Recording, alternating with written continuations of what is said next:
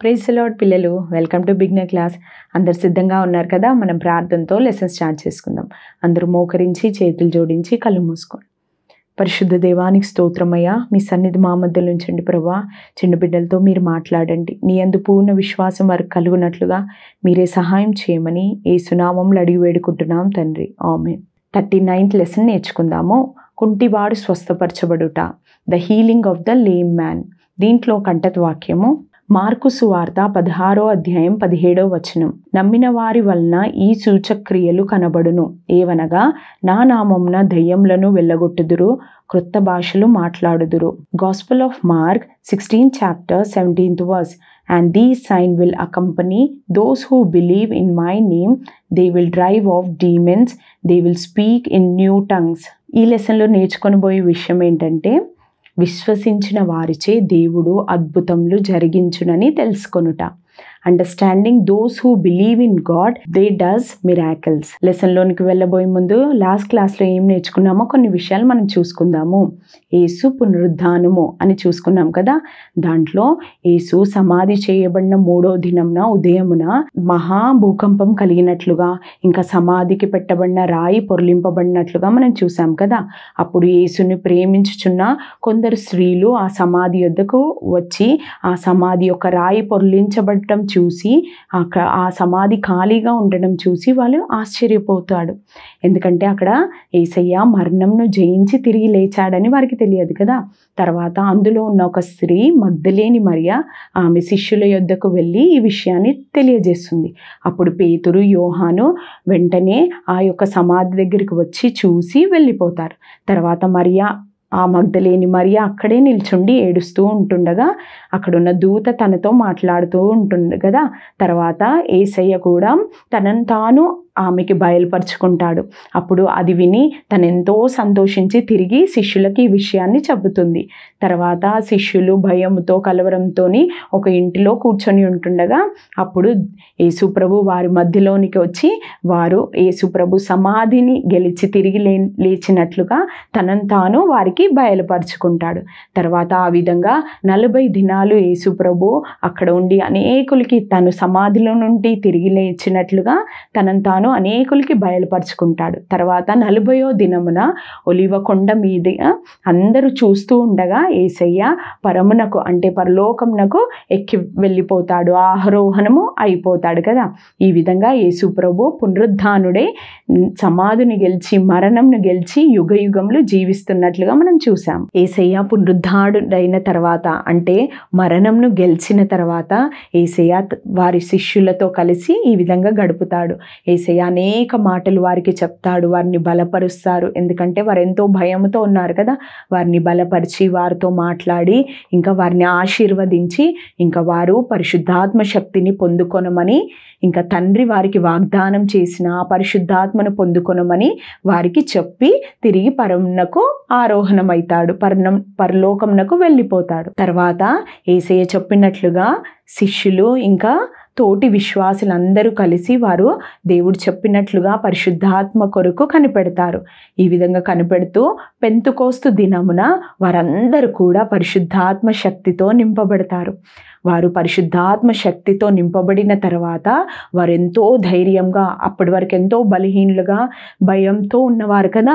కానీ ఎప్పుడైతే పరిశుద్ధాత్మ శక్తి పొందుకున్నారో వారు ఎంతో ధైర్యముగా దేవుని వాక్యాన్ని బోధిస్తూ ప్రారంభించారు. ఇంతవరకు మనము యేసయ్య మాత్రమే అనేక అద్భుతాలు చేసినట్లుగా, రోగుల్ని స్వస్థపరిచినట్లుగా, సూచక్రియలు చేసినట్లుగా చూసాం కదా. అయితే ఇప్పుడు పరిశుద్ధాత్మ పొందుకున్న తర్వాత శిష్యులు కూడా అనేక అద్భుతాలు చేయడం, సూచక్రియలను చేయడం ప్రారంభించారు. వారు కూడా అనేకుల్ని స్వస్థపరచడం ప్రారంభించారు. ఈ విధంగా ఈ శిష్యులందరినీ అపోస్తులు అంటారు. అయితే ఈ అపోస్తులలో, ఈ శిష్యులలో ప్రధానుడుగా అంటే ముఖ్యుడిగా ఉన్నవాడు పేతురు. అయితే ఒకరోజు ఈ అపోస్తులైన పేతురు ఒక కుంటివాణుని బాగు చేస్తాడు. అది ఏ విధంగా జరిగిందో మనం ఈ లెసన్లో నేర్చుకుందాం. ఒకసారి పేతురు యోహాను వారు దేవాలయంనకు ఎక్కి వెళ్తూ ఉన్నారు. అప్పుడు అక్కడ పుట్టినది మొదలుకొని కృంటివాడిగా ఒక మనుష్యుడు అక్కడ కూర్చొని ఉన్నాడు. అతను తను పుట్టినది మొదలుకొని ఏనాడు కూడా నడవలేని పరిస్థితిలో అతను ఉన్నాడు. ఎందుకంటే అతని యొక్క పాదములు బలహీనముగా, అతని యొక్క చీల మండలములు అంటే యాంకిల్స్ ఎంతో బలహీనముగా ఉన్న కారణం బట్టి అతను ఏనాడు కూడా నడవలేని పరిస్థితిలో ఉన్నాడు. అయితే అతన్ని చూసి పేతురు యోహాను అతని మీద కనికరపడతారు. అతను అందరి యొద్ద భిక్షం అడుగుతూ ఉన్నాడు, అంటే డబ్బులు అడుక్కుంటూ అక్కడ కూర్చొని ఉన్నాడు. అతని మీద కనికరపడి అతని దగ్గరికి వెళ్ళి ఒకసారి మా వైపు చూడు అని చెప్పినప్పుడు అతను వారి వైపు చూసి వారి దగ్గర ఏమైనా దొరుకుతుందేమో అని కనిపెడుతూ ఉంటాడు. అప్పుడు వెంటనే పేతురు, మా దగ్గర వెండి బంగారములు లేవు, కానీ మా దగ్గర కలిగినదే నీకు ఇచ్చుచున్నాము అని చెప్పి నజరేయుడైన యేసు నామంలో నడువుము అని అతనితో చెప్పి అతనికి తన కుడి చేతినిచ్చి లేవనెత్తుతాడు. వెంటనే అతని యొక్క పాదములు ఇంకా అతని యొక్క చీల మండలంలో అంటే యాంకిల్స్ బలం పొందుకొని లేచి నిల్చుండి నడుస్తూ ఉన్నాడు. ఎంత అద్భుతం కదా! ఈ విధంగా అతను నడవడం సాగించాడు. అతను నడుస్తూ గంతులు వేస్తూ ఎంతో సంతోషిస్తూ దేవుణ్ణి మహిమపరుస్తూ ఉన్నాడు. తర్వాత అతను ఆ కుంటివాడు స్వస్థత పొందుకున్న తర్వాత అతని శిష్యులతో పాటు దేవాలయంలోనికి వెళ్తాడు. అప్పుడు ఆ యొక్క మనుషుణ్ణి చూసి అక్కడున్న ప్రజలందరూ, ఇతను ద్వారం దగ్గర భిక్షం అడుగుతూ ఉండేవాడు కదా, ఇతను కుంటివాడు కదా, ఇప్పుడు ఏ విధంగా నడుస్తున్నాడని అతన్ని చూసి ఆశ్చర్యపోతారు. అతని యొక్క నడవడం చూసి వారందరూ ఆశ్చర్యపోయి అక్కడున్న శిష్యుల దగ్గరికి వచ్చి వారు నిల్చుంటారు. తర్వాత అక్కడున్న ప్రజలందరినీ చూసి పేతురు, మీరెందుకు ఆ యొక్క కుంటివాడు స్వస్థపరచబడినందుకు ఆశ్చర్యపోతున్నారు? ఇది ఒక మనుష్యుని వల్ల కాలేదు, ఇది నా యొక్క బలమును బట్టి నా శక్తిని బట్టి జరగలేదు, ఇది యేసయ్య యొక్క అధికారమును బట్టి యేసయ్య శక్తిని బట్టి ఈ కార్యం జరిగిందని వారితో చెప్పి ఇంకా వారికి యేసుని గురించి బోధించి వారికి ఇంకా మారు మనసును పొందుకొనమని ఇంకా సువార్త చెప్పినాడు. అప్పుడు అందులో ఉన్న కొంతమంది యేసయ్య అతను చెప్తున్న మాటల యందు నమ్మిక ఉంచి ఆ మాటల్ని వారు అంగీకరించి వారు యేసయ్యని విశ్వాసం ఉంచారు, వారు యేసయ్య మీద నమ్మిక ఉంచారు. ఇంతవరకు లెసన్ మీకు అర్థమైందని నమ్ముచున్నాను. ఇప్పుడు కొన్ని విషయాలు మనం ఈ లెసన్ ద్వారా నేర్చుకుందాం. విశ్వసించిన వారి ద్వారా దేవుడు ఈనాడు కూడా అద్భుతములు చేయగలడు. మనము యేసు ప్రభు అనేకుల్ని స్వస్థపరిచినట్లుగా, అనేక అద్భుతాలు చేసినట్లుగా, అనేక సూచక్రియలు చేసినట్లుగా చూసాం కదా. కానీ యేసు ప్రభు మరణించి తిరిగి లేచి పరమునకు వెళ్ళిపోయిన తర్వాత భయముతో ఉన్న ఆ శిష్యుల మీద పరిశుద్ధాత్మ శక్తి వచ్చిన తర్వాత వారు యేసయ్య యందు విశ్వాసం ఉంచిన తర్వాత వారి ద్వారా కూడా దేవుడు అనేక కార్యములు చేసినట్లుగా మనం చూసాము.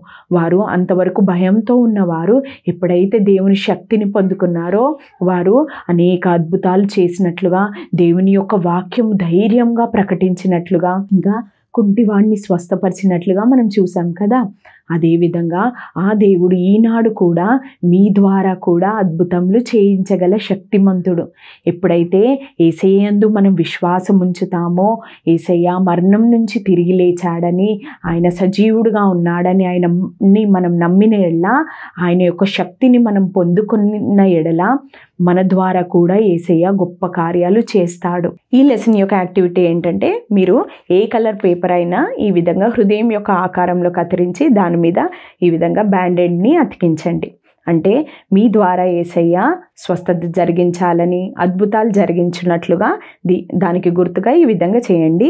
ఒకవేళ తెలుగులో రాసినట్లయితే దాని మీద విశ్వసించిన వారిచే దేవుడు అద్భుతములు చేయించును అని రాయండి. ఒకవేళ ఇంగ్లీష్లో రాసినట్లయితే God works miracles through those who believe అని రాయండి. దేవుని చిత్తం అయితే నెక్స్ట్ సండే స్కూల్ క్లాస్లో యేసు మరలా తిరిగి వచ్చుట అనే లెసన్ని మనం నేర్చుకుందాం.